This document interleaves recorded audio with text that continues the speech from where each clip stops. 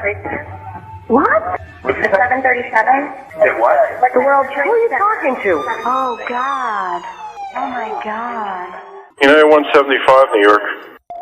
We have some problems over here right now. We might have a hijack over here, two of them. Jules, this is Ryan. Listen, on an airplane that's been hijacked, and things don't go well, and it's not looking good.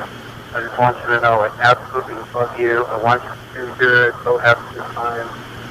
Same to my parents and everybody. And I just totally love you, and I'll see you later. Bye, babe.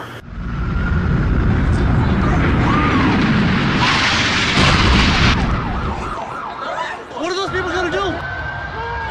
All the elevators are blocked out. Oh my God. So both towers are now. Okay, now I got an aircraft 6 miles east of the White House. Hello? Crystal City, just north of Crystal City. Just to the north of your town. Yeah, stop all departures. Pentagon just got hit. Don't put me in that. God damn, I can't even protect my NCA. Everybody in the country, in the world, knew what happened on 9/11. They knew what they were doing that day, that moment on 9/11.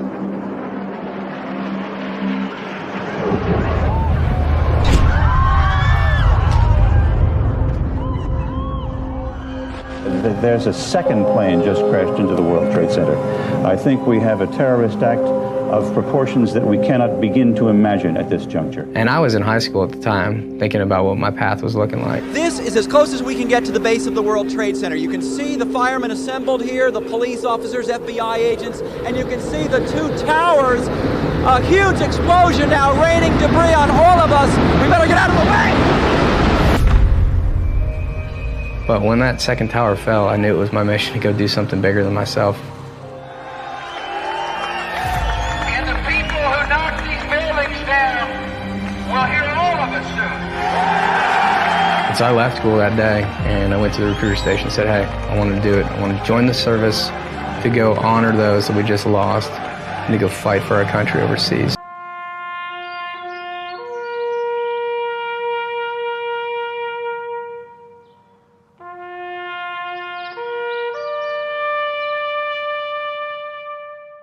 I remember asking my mom, you know, what was going on. The first plane had already hit the first tower. We weren't sure if it was an accident or if it was intentional. I was eating breakfast when I noticed the second plane coming, and that's when the second plane hit the second tower. Immediately, we were terrified. We were wondering what this meant, if there were going to be more attacks. I eventually went up to get ready for school, and when I came back down, the first tower had fallen.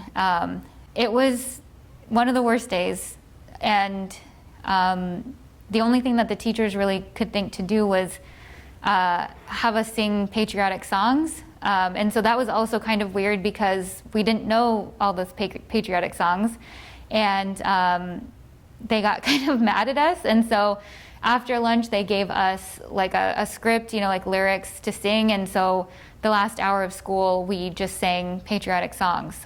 So no learning happened that day. It felt terrifying to be in the 8th grade and to realize that basically the world as we knew it was over.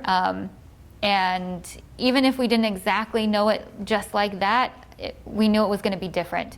On the morning of September 11th, 2001, I was waking up, getting ready to go to work. I was doing my student teaching that year in a kindergarten classroom. I remember watching it on the news, not really sure what was happening, but I have a lot of family in New York and it concerned me. And then the next thought, once I figured out what was happening and they started talking about terrorism, my next thought was, how do I go to work today and explain this to kindergartners? And if they ask me what happened, what do I say? I was a freshman at Burbank High School. I clearly remember going downstairs. My dad was watching the news. He was super distraught, and I was like, what's going on? And then he tried to explain it to me. I was a little bit confused. I just knew everybody was sad and lives were lost. And then I had to go to school. For me, the world changed because up until that point, the idea of a terrorist hijacking an airplane was just something you see in a movie. It wasn't reality. And now all of a sudden, for the first time in my life, America had been attacked on American soil. But I remember watching the country come together and feeling the sense of pride and support for our military and support for our first responders in a way that we had never seen before. We always respected people in those positions, but now all of a sudden they were heroes defending our country, defending our homeland, and just kind of see the way the country pulled together was pretty amazing as a U.S. citizen. I remember driving to work that morning, listening to the radio, hearing about an alleged fire in the Twin Towers. And when I got to work, we turned on the TV. Of course, we didn't have the internet at school yet. We watched in shock and utter disbelief at the footage revealed the attacks. 9/11 changed our world as our military, air travel, surveillance technology, and homeland security have been transformed. I will forever remember the 3,000 lives lost, and I'm grateful for our first responders who are our real eternal heroes. They took away so many things. I think about how going to the airport used to be so easy. Going into a ball game used to be easy. And what they took from us was the security that we had grown used to, we had gotten comfortable with, and they struck us in our weak spot, which was that. It was our innocence. The question that they want us to answer right now is, if we had to sum up one word that describes our feelings on September 11th, I'm going to go with unity. As many things as they took from us, the one thing that they never took from us was our unity. On September 11th, there were no more Democrats, there were no more Republicans. People didn't look at each other by the skin color, they didn't look at anybody by their race, their ethnicity. We were Americans, period. They aimed for it to destroy us. They wanted to bring us down. But what they did instead was they brought us together. And that is something that I will always remember about 9/11. The world changed because there was a new war that we started, a war on terror.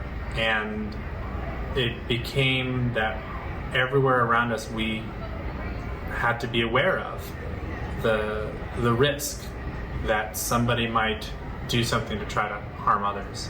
And it fundamentally changed the way that we did mostly everything.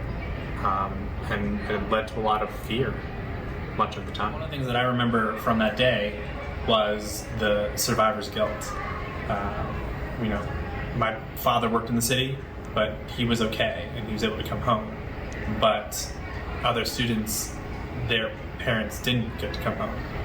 And it was such a weird feeling to know, like, I was okay, but I feel bad that others aren't.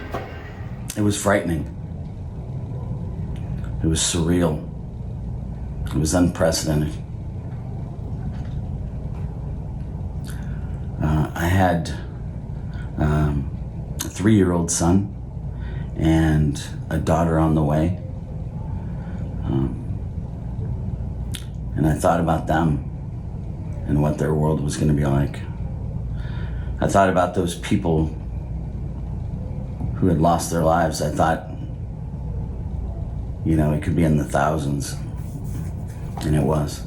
It was horrible. I was angry. I was sad. I didn't know how else to respond. It was scary. Like, we didn't know if the attack was over. We didn't know if they were going to try to attack Los Angeles or other cities. We didn't know who did it. All the planes were grounded. They all had to come down. There were like no planes flying for a few days.